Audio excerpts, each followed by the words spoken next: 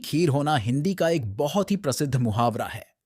टेढ़ी खीर होना इस मुहावरे का प्रयोग हम अक्सर अपने दैनिक कार्यों में करते हैं। टेढ़ी खीर होना मुहावरे का अर्थ होता है कि बहुत मुश्किल कार्य होना, अर्थात जब कोई कार्य करने में बहुत कठिनाई आ रही हो, तब इस मुहावरे का प्रयोग किया जाता है। टेढ़ी खीर होना मुहावरे से जुड़ी कहानी कुछ इस प्रकार है। बहुत समय पहले की बात है। दो दोस्त थे। उनमें से एक दोस्त लंगड़ा था और दूसरा दोस्त अंधा था। दोनों दोस्त बहुत गरीब थे। दोनों मित्र प्रतिदिन शाम के समय मिला करते थे और एक दूसरे के साथ सुख दुख को साझा किया करते थे। एक बार लंगड़े दोस्त के घर में खीर बनी। लंगड़े व्यक्ति को खीर बहुत अच्छी लगी और शाम को जब वह अपने अंधे मित्र से मिला तो उससे बोला, भाई, आज मैंने खीर खाई है। खीर बहुत ही स्वादिष्ट थी। खाकर मुझे ऐसा लगा मानो स्वर्ग की अनुभूति हो गई हो। अंधे व्यक्ति ने पहले कभी खीर नहीं खाई थी, ना ही खीर के बारे में सुना था। लंगड़े व्यक्ति की बात सुनकर अंधे व्यक्ति के मन में भी खीर को जानने की इच्छा हुई।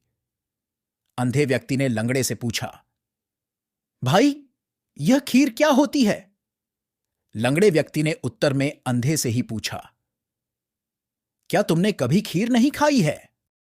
अंधे व्यक्ति ने बतलाया कि उसने पहले कभी खीर नहीं खाई है, ना ही खीर के बारे में सुना है।